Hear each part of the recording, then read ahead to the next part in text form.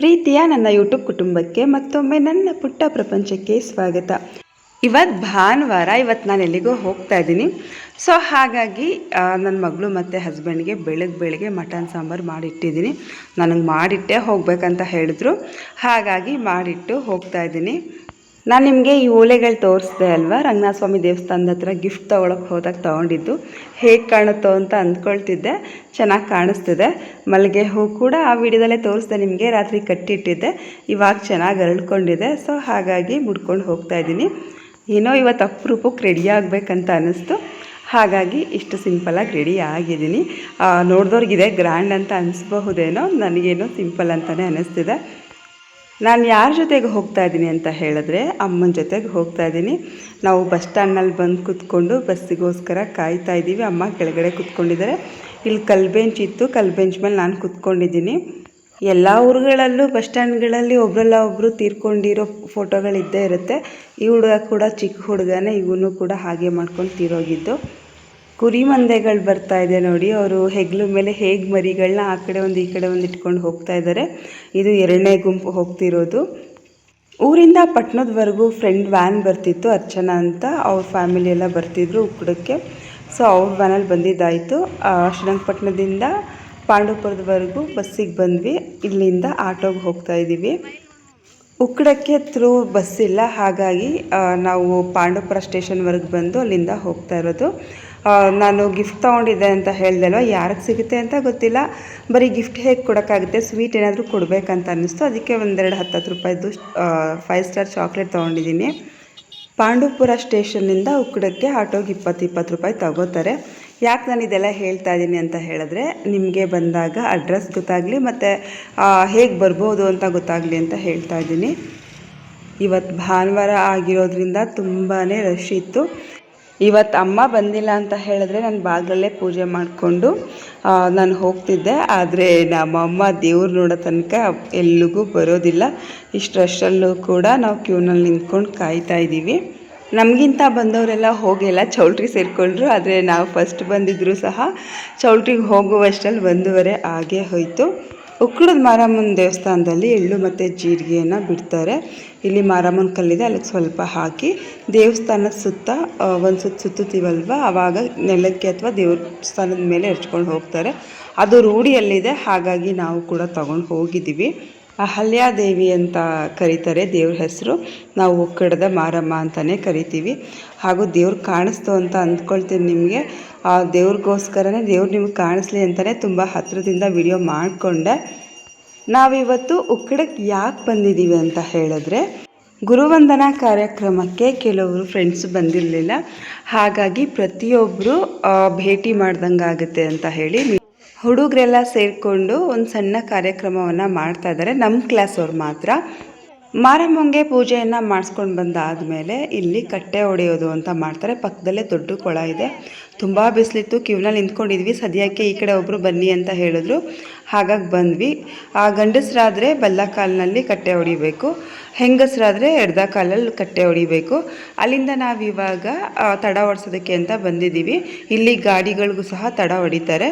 ತಡ ಹೊಡ್ಸಾದ್ಮೇಲೆ ಮೊಟ್ಟೆ ಕೂಡ ಇಲ್ಲಿ ಹೊಡಿತಾರೆ. ಮೊಟ್ಟೆಯನ್ನು ಹೊಡಿಸಿ ನಾವು ಹೊರಗಡೆ ಬಂದ್ವಿ. ಇಲ್ಲೆಲ್ಲ ನಿಮ್ಗೆ ಏನೇನು ಬೇಕು ಎಲ್ಲ ಸಿಗುತ್ತೆ.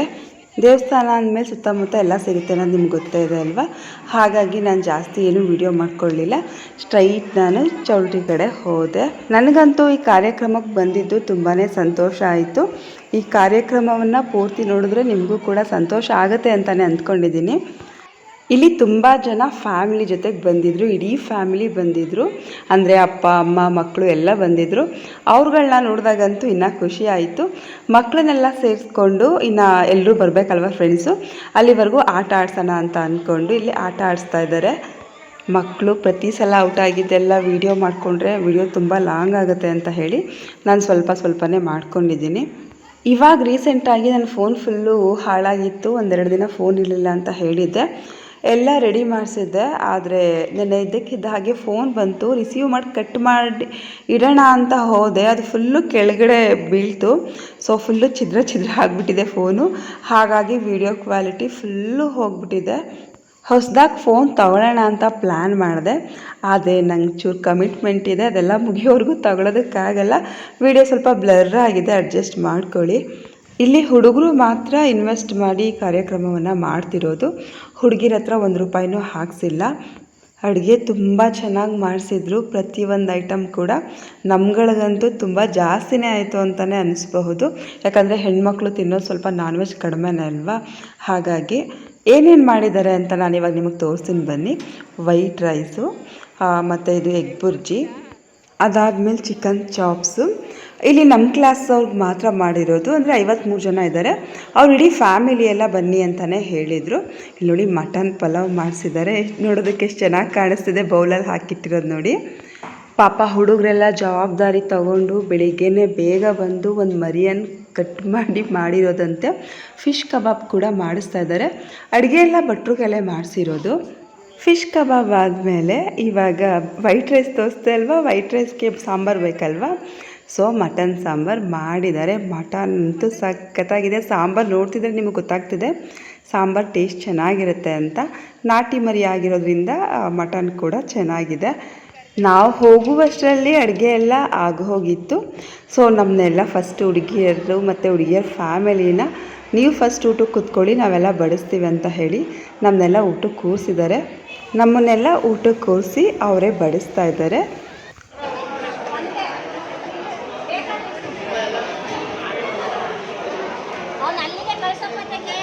ನಾನು ಅಡುಗೆದು ವಿಡಿಯೋ ಮಾಡ್ಕೊಳ್ಳುವಾಗ ನಿಮಗೆ ಸೌತೆಕಾಯಿ, ನಿಂಬೆಹಣ್ಣು, ಮೊಸರು ಬಜ್ಜಿ ಮತ್ತು ಸ್ವೀಟೆಲ್ಲ ತೋರಿಸ್ಲಿಲ್ಲ. ಹಾಗಾಗಿ ನಿಮಗೆ ನಮ್ಮ ಎಲೆ ಮೇಲೆ ತೋರಿಸ್ತಾ ಇದ್ದೀನಿ ಏನೇನಿದೆ ಅಂತ ಹೇಳಿ. ಪಾಪ ಇಷ್ಟೆಲ್ಲ ಜವಾಬ್ದಾರಿ ತಗೊಂಡು ಅಡುಗೆ ಮಾಡೋದು ಸುಲಭ ಅಲ್ಲ. ಯಾಕಂದರೆ ಒಬ್ಬೊಬ್ಬರು ಮನಸ್ಥಿತಿ ಒಂದೊಂದು ಥರ ಇರುತ್ತೆ. ಎಲ್ಲರನ್ನೂ ಒಪ್ಪಿಸಿ ಈ ಥರ ಮಾಡೋದು ಮತ್ತು ಎಲ್ಲರೂ ಬರೋ ಹಾಗೆ ಮಾಡಿರೋದಿದೆ ಅಲ್ವಾ, ಅದನ್ನೆಲ್ಲರೂ ಮೆಚ್ಚಲೇಬೇಕು. ಹುಡುಗರು ಫ್ಯಾಮಿಲಿ ಆಲ್ಮೋಸ್ಟ್ ಎಲ್ಲರೂ ಬಂದಿದ್ದರು. ಆದರೆ ಹುಡುಗಿರ ಫ್ಯಾಮಿಲಿಯವರು, ಅವ್ರ ಹಸ್ಬೆಂಡ್ಗಳು ಹಿಂಗೆ ಫ್ರೆಂಡ್ಸ್ ಎಲ್ಲ ಮಾಡ್ತಿದ್ದಾರೆ ಅಂತ ಹೇಳಿದಾಗ ಒಪ್ಕೊಂಡು ಬಂದಿದ್ದಾರಲ್ವ, ನನಗೆ ಅದು ಇನ್ನೂ ಖುಷಿ ಆಯಿತು. ನಮ್ಮ ಮನೆಗಳಲ್ಲಿ ಜೊತೆಗೆ ಬರೋದಲ್ಲ, ಸದ್ಯಕ್ಕೆ ನಾವು ಹೋಗೋದಕ್ಕೆ ಪರ್ಮಿಷನ್ ಕೊಡೋದೇ ದೊಡ್ಡ ವಿಚಾರ. ಅಂಥದ್ರಲ್ಲಿ ಇವ್ರು ಇಡೀ ಫ್ಯಾಮಿಲಿ ಬಂದಿರೋದು ನೋಡೋಕ್ಕಂತೂ ನನಗಂತೂ ತುಂಬ ಅಂದರೆ ತುಂಬಾ ಸಂತೋಷ ಆಯಿತು. ಇವತ್ತು ನನ್ನ ಜೊತೆಗೆ ಅಮ್ಮ ಬಂದಿಲ್ಲ ಅಂತ ಹೇಳಿದ್ರೆ ಬಹುಶಃ ಈ ಕಾರ್ಯಕ್ರಮಕ್ಕೆ ಹೋಗೋದಕ್ಕಾಗ್ತಿತ್ತೋ ಇಲ್ವೋ ಗೊತ್ತಿಲ್ಲ. ಹೋಗದೆ ಹೋಗಿದ್ರಂತೂ ನಾನೊಂದು ಒಳ್ಳೆ ಕಾರ್ಯಕ್ರಮವನ್ನು ಮಿಸ್ ಮಾಡ್ಕೋತಿದ್ದೆ.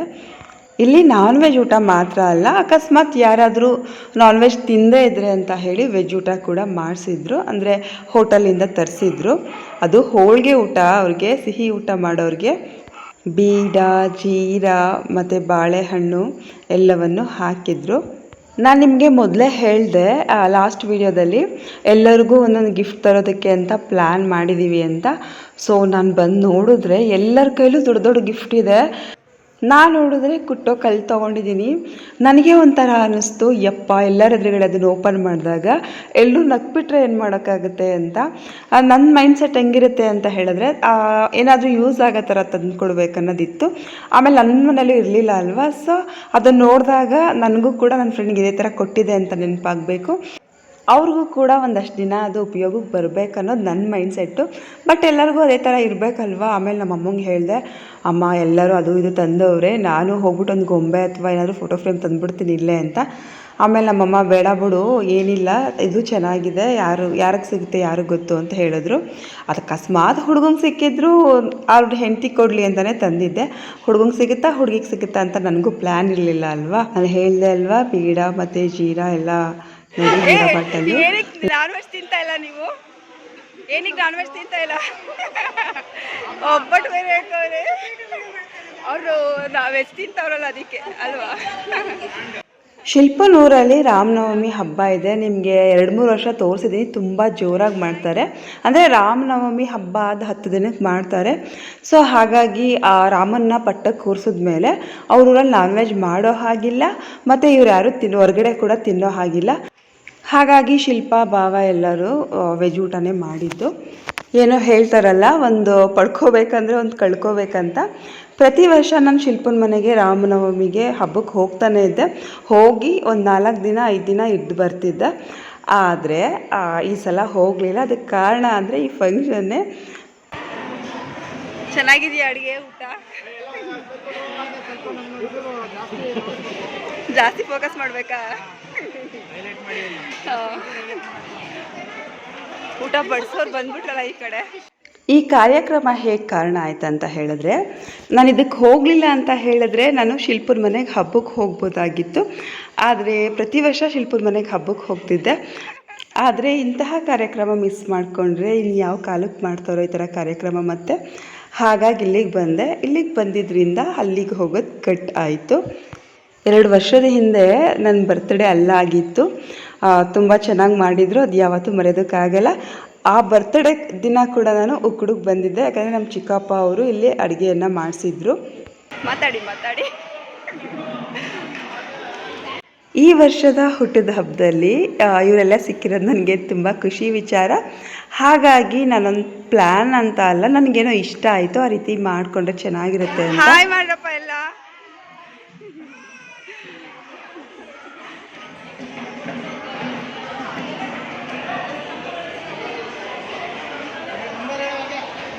ಹುಡುಗಿರಿಗೆಲ್ಲ ಹುಡುಗರು ಬಡಿಸಿದ್ರೆ ಹುಡುಗರಿಗೆಲ್ಲ ಹುಡುಗಿರು ಬಡಿಸ್ತಾ ಇದ್ದಾರೆ. ಈ ಕಾರ್ಯಕ್ರಮ ಆದ ಒಂದು 4-5 ದಿನಕ್ಕೆ ನನ್ನ ಬರ್ತಡೇ ಇದೆ.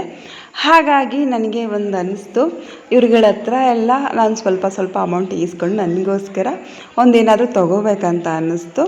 ಹಾಗಾಗಿ ನಾನು ಎಲ್ಲರ ಹತ್ರನೂ ಕೇಳಿದೆ, ಅಂದರೆ ಗ್ರೂಪಲ್ಲಿ ಹಾಕಿದೆ, ಯಾರ ಹತ್ರ ಪರ್ಸ್ನಲ್ಲಾಗೆಲ್ಲ ಕೇಳೋಕ್ಕಾಗುತ್ತಾ? ಸೊ ಗ್ರೂಪ್ನಲ್ಲಿ ಹಾಕಿದ್ದೆ.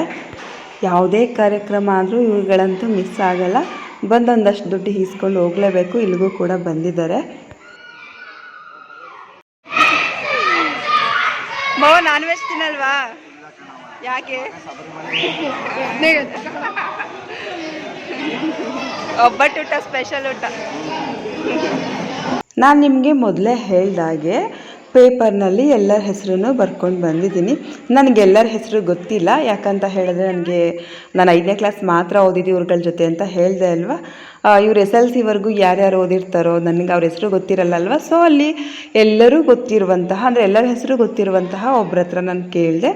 ಅವ್ರು ನನಗೆ ಎಲ್ಲರ ಹೆಸರು ನೇಮ್ ಲೀಸ್ಟ್ ಮಾಡಿಕೊಟ್ರು. ಹಾಗಾಗಿ ಎಲ್ಲರ ಹೆಸರನ್ನು ಚೀಟಿಯಲ್ಲಿ ಬರ್ಕೊಂಡು ಬಂದೆ. ಕೆಲವರು ಬಂದಿರಲಿಲ್ಲ, ಅವ್ರ ಹೆಸರುಗಳನ್ನ ತೆಗಿಬೇಕಾಯಿತು. ಆದರೆ ಒಂದಿಬ್ಬರು ಬಂದಿದ್ದರು, ಅವ್ರ ಹೆಸರು ಮಿಸ್ ಆಯಿತು ಅಂತ ಹೇಳಿದ್ರೆ ನಾನು ಬರೆದಿರಲಿಲ್ಲ ಅಂತ ಅಲ್ಲ. ಅಲ್ಲೊಂದು ಮಗು ಎತ್ಕೊಂಡು ಹೊರಟೋಗಿತ್ತು, ಮಿಸ್ಸಾಗಿ ಎತ್ಕೊಂಡು ಬಿಟ್ಟಿತ್ತು. ಆವಾಗ ಅಲ್ಲೊಂಚೂರು ಇರಿಸುಮುರುಸಾಯಿತು. ನನ್ನ ಮನಸ್ಸಿಗೆ ಸ್ವಲ್ಪ ಬೇಜಾರಾಯಿತು. ನನಗೆ ನನ್ನ ಶತ್ರುಗಳಿಗೂ ನನಗೆ ಬೇಜಾರು ಮಾಡೋದಕ್ಕೆ ಇಷ್ಟ ಆಗಲ್ಲ. ಆದರೆ ಪಾಪ ನಮ್ಮಲ್ಲಿ ಒಬ್ರಿಗೆ ಬೇಜಾರಾಯ್ತಲ್ಲ ಅಂತ ನಿಜ ನನಗೆ ಬೇಜಾರಾಯಿತು. ಎಲ್ಲರೂ ಕೂಡ ಒಬ್ರನ್ನೊಬ್ರು ಮೀರಿಸೋ ಹಾಗೆ ಗಿಫ್ಟ್ಗಳನ್ನ ತಂದಿದ್ರು. ಎಲ್ಲರೂ ಹೀಗೆ ಸುತ್ತ ಕೂತ್ಕೊಂಡು ಈ ಥರ ಖುಷಿ ಪಟ್ಕೊಂಡು ಒಬ್ಬರ ಹೆಸರು ಒಬ್ಬರು ತೆಗೀತಾ ಮಾಡುವಾಗ ನಿಜ ಒಂಥರ ಬಾಲ್ಯದ ನೆನಪೇ ಆಗ್ತಿತ್ತು. ಅವರೆಲ್ಲ ದೊಡ್ಡವರಾಗಿದ್ದಾರೆ ಅಂತಲೇ ಅನ್ನಿಸ್ತಿರ್ಲಿಲ್ಲ, ಹಾಗೆ ಎಲ್ಲರೂ ಖುಷಿ ಪಡ್ತಿದ್ರು. ಪ್ರತಿಯೊಬ್ಬರಿಗೂ ಅವ್ರದ್ದೇ ಆದ ಯೋಚನೆ, ನೋವು, ಕೆಲಸ, ಜವಾಬ್ದಾರಿ ಇದ್ದೇ ಇರುತ್ತೆ. ಆದರೆ ಈ ಥರ ಕಾರ್ಯಕ್ರಮದಲ್ಲಿ ಎಲ್ಲರೂ ಒಂದಾದಾಗ ಖುಷಿಯಿಂದ ಇರ್ತೀವಲ್ವ. ಹಾಗಾಗಿ ಇಂತಹ ದಿನಗಳು ಮರೆಯಲಾಗದ ದಿನಗಳಾಗಿ ಉಳ್ಕೊತವೆ. ನನ್ನ ಪ್ರಕಾರ ಗ್ರೂಪಲ್ಲಿರೋರು ಎಲ್ಲರಿಗೂ ಒಂದೇ ರೀತಿ ಸ್ನೇಹ ಇದೆ ಅಂತಲೇ ನಾನು ಅಂದ್ಕೊಂಡಿದ್ದೆ. ಸೊ ಹಾಗಾಗಿ ನಾನು ಗ್ರೂಪಲ್ಲಿ ಹಾಕಿದೆ. ನೋಡಿ, ನಿಮ್ಮೆಲ್ಲರಿಂದ ನನಗೆ 20 ರೂಪಾಯಿ ದುಡ್ಡು ಬೇಕು. ಯಾಕೆ ಅಂತ ಕೇಳಬೇಡಿ, ನನಗೋಸ್ಕರ ಕೊಡಿ ಅಂತ ಕೇಳಿದ್ದೆ. ತುಂಬ ಹತ್ತಿರ ಇರೋರು ಬೇಕಿದ್ದರೆ 50 ರೂಪಾಯಿ ಬೇಕಾದರೂ ಕೊಡಿ, ಆದರೆ ಫೋನ್ಪೇ ಮಾಡೋ ಹಾಗಿಲ್ಲ, ನನಗೆ ನೇರವಾಗಿ ನನ್ನ ಕೈಗೆ ಹಣ ಬೇಕಂತ ಕೇಳಿದ್ದೆ. ಪಾಪ ಇಲ್ಲಿರೋ ಹುಡುಗರು ಎಷ್ಟು ಒಳ್ಳೆಯವರು ಅಂತ ಹೇಳಿದ್ರೆ, ಎಲ್ಲರ ಮುಂದೆ ಕೊಟ್ಟರೆ, ಅಂದರೆ ಎಲ್ಲ ಫ್ಯಾಮಿಲೀಸ್ ಎಲ್ಲ ಬಂದಿತ್ತಲ್ವ. ಸೊ ಎಲ್ಲರ ಮುಂದೆ ಕೊಟ್ಟರೆ ನಾನೆಲ್ಲಿ ಮುಜುಗರ ಮಾಡ್ಕೊತೀನೋ ಅಂತ, ಅಂದರೆ ಮುಜುಗರ ಪಟ್ಕೊತೀನೋ ಅಂತ ಹೇಳಿ ಸಪ್ರೇಟಾಗಿ ಕರೆದು, ತಂಗಿ ನಿಮ್ಗೆ ಕೇಳಿದ್ರಲ್ಲ ತಗೊಳ್ಳಿ ಅಂತ ಎಲ್ಲರೂ ಒಟ್ಟಿಗೆ 50 ರೂಪಾಯಿನೇ ಕೊಟ್ಟರು. ನಾನು ಅಂದ್ಕೊಂಡಿದ್ದೆ ಒಂದು 500 ರೂಪಾಯಿಂದ 600 ರೂಪಾಯಿ ಆಗುತ್ತೆ, ಇನ್ನು ಮಿಕ್ಕಿದ್ದು ನಾನು ಸ್ವಲ್ಪ ಹಾಕ್ಕೊಂಡು ತಗೊಳ್ಳೋಣ ಅಂತ ಅಂದ್ಕೊಂಡಿದ್ದೆ. ಅಲ್ಲಿ ನನಗೆ 20 ಜನ ಕೊಟ್ಟಿದ್ದು, ಅದರಲ್ಲಿ ಒಬ್ಬರು 10 ರೂಪಾಯಿ ನೋಟಿಲ್ಲ ಅಂತ ಹೇಳಿ 40 ರೂಪಾಯಿ ಕೊಟ್ಟರು. ಹಾಗಾಗಿ 990 ರೂಪಾಯಿ ಕರೆಕ್ಟಾಗಿ ಆಯಿತು. ಪಾಪ ಹುಡುಗಿರೆಲ್ಲ ತಂದಿದ್ರಂತೆ, ಕೊಡೋದು ಮರ್ತಿದ್ದಾರೆ. ನಾನು ಬರುವಾಗ ಅವ್ರಿಗೆ ಸಿಕ್ಕಿಲ್ಲ. ನಾನು ಮನೆಗೆ ಬಂದಮೇಲೆ ಸಹ ಕೆಲವು ಹುಡುಗಿರು ನನಗೆ ಫೋನ್ಪೇಯನ್ನು ಮಾಡಿದ್ರು. ಅವ್ರದ್ದು 190 ರೂಪೀಸ್ ಆಯಿತು, ಅಂದರೆ 190 ರೂಪಾಯಿ ಆಯಿತು. ನನ್ನ ಫ್ರೆಂಡ್ ಸವಿತಾ ಅಂತ ಹೈಯೆಸ್ಟ್ ಅವಳೇ ಕೊಟ್ಟಿದ್ದು 100 ರೂಪಾಯಿ ಕೊಟ್ಟಿದ್ದು. ಇನ್ನು ಮೂವರಿಂದ ಸೇರಿಸಿ 90 ಆಯಿತು. ಹಾಗಾಗಿ 190 ಆಯಿತು. ಒಟ್ಟು ಇವಾಗ ನನ್ನ ಹತ್ರ ಎಲ್ಲ ಫ್ರೆಂಡ್ಸು ಕೊಟ್ಟಿದ್ದು ಸೇರಿ 1180 ರೂಪಾಯಿ ಆಯಿತು. ಇವತ್ತು ಏಪ್ರಿಲ್ 18, ಇವತ್ತು ನಾನು ಹುಟ್ಟಿದ ದಿನ. 37ನೇ ವರ್ಷದ ಹುಟ್ಟಿದ ಹಬ್ಬ ಇವತ್ತು ನಂದು. ಈ ವಿಡಿಯೋವನ್ನು ಇವತ್ತೇ ಅಪ್ಲೋಡ್ ಮಾಡಬೇಕಂತ ಅಂದ್ಕೊಂಡಿದ್ದೀನಿ. ಅದಕ್ಕೋಸ್ಕರ ನಾನು ಇವತ್ತು ಹೇಳ್ತಾ ಇದ್ದೀನಿ. ನಾನು ಇವರೆಲ್ಲರ ಹತ್ರ ಕಲೆಕ್ಟ್ ಮಾಡಿರೋ ದುಡ್ಡಲ್ಲಿ ಒಂದು ಅಮೂಲ್ಯವಾದ ಗಿಫ್ಟನ್ನು ತೊಗೋಬೇಕಂತ ಅಂದ್ಕೊಂಡೆ. ನಾನು ಅದಕ್ಕೆ ತುಂಬ ಬೆಲೆ ಕೊಡ್ತೀನಿ. ಸೊ ಅಂತಹ ಒಂದು ಗಿಫ್ಟನ್ನು ತೊಗೋಬೇಕಂತ ಅಂದ್ಕೊಂಡೆ. ಆದರೆ ವಿಚಿತ್ರ ಏನಂತ ಹೇಳಿದ್ರೆ, ನಾನು ಎಕ್ಸ್ಪೆಕ್ಟ್ ಮಾಡದೇ ಇರೋ ಹಾಗೆ ನನ್ನ ಹಸ್ಬೆಂಡು ಅದೇ ಸೇಮ್ ಗಿಫ್ಟ್ ತೊಗೋ ಅಂತ ಹೇಳಿ ನನಗೆ ದುಡ್ಡನ್ನು ಕೊಟ್ಟರು. ಇವಾಗ ನಂಗೆ ಇನ್ನೂ ತೀರಾ ಹಿಂಸೆ ಆಯಿತು. ನಾನು ಅವ್ರು ಕೊಟ್ಟಿರೋ ದುಡ್ಡಲ್ಲಿ ತೊಗೊಳ್ಳ, ಇವ್ರು ಕೊಟ್ಟಿರೋ ದುಡ್ಡಲ್ಲಿ ತೊಗೊಳ್ಳ ಅಂತ ನಿಜ ಹಿಂಸೆ ಆಯಿತು. ನನಗೆ ಹೇಳ್ಕೊಳಕ್ಕೆ ಇಷ್ಟ, ನನ್ನ ಫ್ರೆಂಡ್ ಕಡೆಯಿಂದ ಹಿಂಗೆ ಕಲೆಕ್ಟ್ ಮಾಡ್ಕೊಂಡು ತೊಗೊಂಡೆ ಈ ಗಿಫ್ಟನ್ನು ಈ ವರ್ಷ ಅಂತ. ನನ್ನ ಹಸ್ಬೆಂಡ್ ಕೂಡ ಅದೇ ಗಿಫ್ಟ್ ತೊಗೋ, ನಿನ್ನ ಹತ್ರ ಇಲ್ವಲ್ಲ ಅಂತ ಹೇಳ್ಬಿಟ್ಟಿದ್ದಾರೆ. ಆದರೆ ನನಗೆಲ್ಲರ ಜೊತೆಗೆ ನನ್ನ ಫ್ರೆಂಡ್ಸ್ ಕೊಡಿಸಿದಂತ ಹೇಳ್ಕೊಳ್ಳೋಕ್ಕೆ ನಂಗೆ ಅದೇ ಗಿಫ್ಟ್ ಬೇಕಂತ ಮನಸ್ಸಲ್ಲಿ ಅಂದ್ಕೊಂಡಿದ್ದು. ಕೊನೆಗೆ ಯೋಚನೆ ಮಾಡಿ ಅವ್ರು ಕೊಟ್ಟಿರೋ ದುಡ್ಡಲ್ಲೂ ಅದೇ ತೊಗೊಳ್ಳೋಣ, ಇವ್ರು ಕೊಟ್ಟಿರೋ ದುಡ್ಡಲ್ಲೂ ಅದೇ ತೊಗೊಳ್ಳೋಣ ಅಂತ ಅಂದ್ಕೊಂಡೆ. ಆದರೆ ನನಗೆ ಎರಡೆರಡು ತೊಗೊಳಕ್ಕೆ ಇಷ್ಟ ಆಗಲ್ಲ. ನಾನು ತುಂಬ ಲೆಕ್ಕಾಚಾರ. ಒಂದು ವಸ್ತು ಇದೆ ಅಂತ ಹೇಳಿದ್ಮೇಲೆ ಅದು ಅನುಕೂಲಕ್ಕೆ ಬೇಕು, ಬಟ್ ಅದೇ ಥರ ಶೋಕಿ ಮಾಡ್ಬೇಕು, ನನಗೆ 5-6 ತೊಗೋಬೇಕು ಅನ್ನೋದೆಲ್ಲ ಇಷ್ಟ ಆಗಲ್ಲ. ಸೊ ನಾನು ತುಂಬ ಯೋಚನೆ ಮಾಡಿದ್ದೀನಿ, ಏನು ಮಾಡಲಿ ಅಂತ. ಕೊನೆಗೆ ಏನಾಯಿತು ಅಂತ ಹೇಳಿದ್ರೆ, ಅವ್ರು ಕೊಟ್ಟಿರೋ ದುಡ್ಡು, ಫ್ರೆಂಡ್ಸ್ ಕೊಟ್ಟಿರೋ ದುಡ್ಡು ಜೊತೆಗೆ ನನ್ನ ದುಡ್ಡು ಹಾಕ್ಸ್ಕೊಳ್ಳೋ ಹಾಗಾಯಿತು. ಆ ಗಿಫ್ಟ್ ತೊಗೊಳಕ್ಕೆ ಫ್ಯಾಮಿಲಿ, ಫ್ರೆಂಡ್ಸ್ ಜೊತೆಗೆ ನಾನು ಇದ್ರೇ ಜೀವನ ಚೆನ್ನಾಗಿರುತ್ತೆ ಅನ್ನೋ ಥರ ಅರ್ಥ ಬಂತು. ಸೊ ಅದೇನು ಗಿಫ್ಟ್ ಅಂತ ನಾನು ಇವಾಗ ಹೇಳಲ್ಲ, ನೆಕ್ಸ್ಟ್ ವೀಡಿಯೋದಲ್ಲಿ ಹೇಳ್ತೀನಿ. ನನ್ನ ಫೋನಲ್ಲಂತೂ ವೀಡಿಯೋಸ್ ಒಂಚೂರೂ ಚೆನ್ನಾಗಿ ಬರ್ತಿರಲಿಲ್ಲ. ಆಮೇಲೆ ನನ್ನ ಫ್ರೆಂಡ್ ಅರ್ಪಿತಾ ಅಂತ ಇದ್ದರು, ಅವ್ರ ಹತ್ರ ಇಸ್ಕೊಂಡು ಫೋನನ್ನು ವೀಡಿಯೋ ಮಾಡಿಕೊಂಡೆ. ಆಮೇಲೆ ನೀವು ನನಗೆ ಸೆಂಡ್ ಮಾಡಿ ಅಂತ ಹೇಳಿ. ಮೊದಲಿಂದ ನಾನು ವೀಡಿಯೋಸ್ ನೋಡ್ಕೊಂಡು ಬಂದಿರೋರಿಗೆ ಗೊತ್ತಿರುತ್ತೆ ನಾನು ಏನು ಅಂತ. ಯಾಕಂದರೆ ನಾನೇನು ಮನಸ್ಸಲ್ಲಿ ಇಟ್ಕೊಳ್ಳಲ್ಲ, ನನಗೇನು ಅನಿಸುತ್ತೆ ಅದನ್ನು ನೇರವಾಗಿ ಹೇಳಿರ್ತೀನಿ. ಯಾರೋ ಬೇರೆಯವರು ಇವರು ಯೂಟ್ಯೂಬ್ ಚಾನಲ್ ಮಾಡೋದಕ್ಕೋಸ್ಕರ ಈ ಥರ ಮಾಡ್ತಾರೆ ಅಂತ ಹೇಳಬಹುದು. ಬಟ್ ಇದರಲ್ಲಿ ಒಬ್ಬರು ಯಾರೋ ಹೇಳಿದಾಗ ನಿಜ ಮನಸ್ಸಿಗೆ ನೋವಾಗುತ್ತೆ. ನಮ್ಮ ಮನಸ್ಸಲ್ಲಿ ಎಷ್ಟೇ ನೋವಿದ್ರು ಎಲ್ಲರ ಜೊತೆಗೆ ನಗ್ನಗ್ತಾ ಇರಬೇಕಂತಲೇ ನಾವು ಬಂದಿರ್ತೀವಿ. ಬಟ್ ಒಬ್ಬರು ಮನಸ್ಸಲ್ಲಿ ಇವರು ಯೂಟ್ಯೂಬ್ ಚಾನಲ್ಗೋಸ್ಕರ ವೀಡಿಯೋ ಮಾಡ್ಕೊಳ್ಳೋಕ್ಕೋಸ್ಕರ ಇಲ್ಲಿಗೆ ಬಂದಿದ್ದಾರೆ ಅಂತ ಅನಿಸೋದು ನಿಜ ನನ್ನ ಮನಸ್ಸಿಗೆ ತುಂಬ ನೋವು ಕೊಡುತ್ತೆ. ನಿಮ್ಮೆಲ್ಲರ ಜೊತೆಗೆ ನಾನು ಕೂಡ ಒಬ್ಬಳು ಪ್ರೀತಿಗೆ ಬಂದಿದ್ದಷ್ಟೇ. ಎಲ್ಲರ ಬಗ್ಗೆ ನನ್ನ ಮನಸ್ಸಲ್ಲಿ ಪರಿಶುದ್ಧವಾದ ಭಾವನೆಯೇ ಇದೆ. ಇಲ್ಲಿ ಯಾರು ಹೆಚ್ಚು ಯಾರು ಕಡಿಮೆ ಅಂತ ಏನಿಲ್ಲ, ಎಲ್ಲರೂ ಒಂದೇ. ನನ್ನ ಜೊತೆ ಯಾರು ತುಂಬ ಚೆನ್ನಾಗಿ ಮಾತಾಡ್ತಾರೋ ಅವ್ರ ಮೇಲೆ ಸ್ವಲ್ಪ ಪ್ರೀತಿ ಜಾಸ್ತಿ ಇರಬಹುದು. ಗೊತ್ತಿಲ್ಲದೆ ಇರೋರು ನನಗೂ ಕೂಡ ಗೊತ್ತಿರಲ್ಲ ಅಲ್ವಾ. ಹಾಗಾಗಿ ನಾನು ಕೆಲವ್ರ ಜೊತೆ ಮಾತಾಡ್ಸೇ ಇರಬಹುದು ಅಷ್ಟೇ. ಯಾರಿಂದ ಏನೇ ನೋವಾದರೂ ನಾನು ಆ ಕ್ಷಣಕ್ಕೆ ರಿಯಾಕ್ಟ್ ಮಾಡಿಬಿಡ್ತೀನಿ. ಬಟ್ ಆಮೇಲೆ ಸಮಾಧಾನ ಮಾಡ್ಕೊಂಡಾಗತ್ತು ನಾನು ಆ ರೀತಿ ಮಾತಾಡಬಾರ್ದಿತ್ತಂತ ನನಗೆ ಅನ್ನಿಸ್ತಿರುತ್ತೆ. 23 ವರ್ಷ ಆದಮೇಲೆ ಎಲ್ಲರೂ ಸೇರಿರೋದು. ಸೊ ಎಲ್ಲರ ಮಧ್ಯ ಅದೇ ಬಾಂಡಿಂಗ್ ಇದೆ ಅಂತ ಹೇಳಿದ್ರೆ ನಿಜ ಖುಷಿ. ನಾನು ನಿಮಗೆಲ್ಲ ಹೇಳ್ದಾಗೆ 1 ವರ್ಷ ಬೇಗ ಸೇರಿಸಿದ್ರು ಮನೆಯಲ್ಲಿ. ಸೊ ಆ ಕಾರಣಕ್ಕೆ ಅಥವಾ ನಾನು 10th PUC ಬರೀ ಗರ್ಲ್ಸ್ ಕಾಲೇಜಲ್ಲೇ ಓದಿದ್ದು, ಆ ಕಾರಣಕ್ಕೆ ಏನು ಅಂತ ಗೊತ್ತಿಲ್ಲ. ನಾನು ಹುಡುಗರ ಜೊತೆ ಅಂದರೆ ಈ ಗ್ರೂಪಲ್ಲಿರೋ ಹುಡುಗರ ಜೊತೆ ಯಾರ ಜೊತೆ ಮಾತಾಡಿದ್ರು ಬ್ರದರ್ ಅಂತಲೇ ಮಾತಾಡ್ತಿರ್ತೀನಿ. ಅವ್ರು ಅಷ್ಟೇ ಪ್ರೀತಿಯಿಂದ ಸಿಸ್ಟರ್ ಅಂತ ಮಾತಾಡ್ತಿರ್ತಾರೆ. ಹಾಗೂ ಬೇರೆ ಹುಡುಗಿರೆಲ್ಲ ನನಗೆ ಕೇಳ್ತಾರೆ, ನೀನು ಫ್ರೆಂಡ್ಸ್ನೆಲ್ಲ ಬ್ರದರ್ ಅಂತೀಯಾ ಅಂತ. ಬ್ರದರ್ ಅನ್ನೋದಕ್ಕಿಂತ ನನಗೆ ಅಣ್ಣ ಅನ್ನೋದಕ್ಕೆ ಇಷ್ಟ ಆಗುತ್ತೆ. ನನಗೆ ಬೇರೆ ಯಾರ ಜೊತೆಗೂ ಮಾತಾಡೋ ಅಭ್ಯಾಸ ಇಲ್ಲ. ಹಾಗಾಗಿ ನಾನು ಎಲ್ಲರ ಜೊತೆ ಹಾಗೆ ಮಾತಾಡ್ತೀನಿ ಅಂತ ಅನಿಸುತ್ತೆ. ನಾನು 8ನೇ ಕ್ಲಾಸಿಂದ 9ನೇ ಕ್ಲಾಸ್ವರೆಗೂ ಓದಿದ್ದು ಮೈಸೂರಿನಲ್ಲಿ. ಸೊ ಹಾಗಾಗಿ ಮೈಸೂರು ಫ್ರೆಂಡ್ಸ್ ನನಗೆ ಒಬ್ಬರೂ ಇಲ್ಲ. ಫಸ್ಟ್ PU ಸೆಕೆಂಡ್ PU ಎಲ್ಲ ಓದಿದ್ದು ಮಂಡ್ಯದಲ್ಲಿ. ಆ ಫ್ರೆಂಡ್ಸ್ ಕೂಡ ನನಗೆ ಒಬ್ಬರೂ ಇಲ್ಲ. SSLC ಓದುವಾಗ ಗರ್ಲ್ಸ್ ಸ್ಕೂಲಲ್ಲಿ ಓದಿದ್ದು. ಸೊ ಒಂದಷ್ಟು ಜನ ಗರ್ಲ್ಸ್ ಗ್ರೂಪ್ ಮಾಡ್ಕೊಂಡಿದ್ದೀವಿ. ಆ ಗ್ರೂಪ್ ಬಿಟ್ಟರೆ ನನಗೆ ಗ್ರೂಪ್ ಅಂತ ಇರೋದೇ, ಫ್ರೆಂಡ್ಸ್ ಗ್ರೂಪ್ ಅಂತ ಇರೋದೇ ಇದೊಂದೇ ಗ್ರೂಪು. ಫ್ಯಾಮಿಲಿ ಗ್ರೂಪ್ ಅಂತಲೂ ಯಾವುದೂ ಇಲ್ಲ. ನಾನು 1-2 ಸಂಘ ಮಾಡ್ಕೊಂಡಿದ್ದೀನಿ ಅಂತ ಹೇಳ್ದಲ್ವ, ಮತ್ತು ಟ್ಯೂಷನ್ ಗ್ರೂಪ್ ಮಾಡ್ಕೊಂಡಿದ್ದೀನಿ ನಾನೇ. ಸೊ ಅದೆಲ್ಲ ಅಫಿಷಿಯಲ್ ಗ್ರೂಪು. ಈ ಥರ ಪ್ರೀತಿಯಿಂದರ ಗ್ರೂಪ್ ನನಗೆ ಯಾವುದೂ ಇರಲಿಲ್ಲ. ಸೊ ಹಾಗಾಗಿ ನಾನೇನಾದರೂ ಆನ್ಲೈನ್ ಬಂದಾಗ ಫಸ್ಟ್ ನೋಡೋದೇ ಗ್ರೂಪಿಂದ ಏನಾದರೂ ಹಾಕಿದಾರಾ ಅಂತ. ಸೊ ಹಾಗಾಗಿ ನಾನು ನೋಡಿದಾಗ ಯಾರು ಏನೇ ಕಳಿಸಿದ್ರು ರಿಪ್ಲೈ ಮಾಡ್ತಿದ್ದೆ.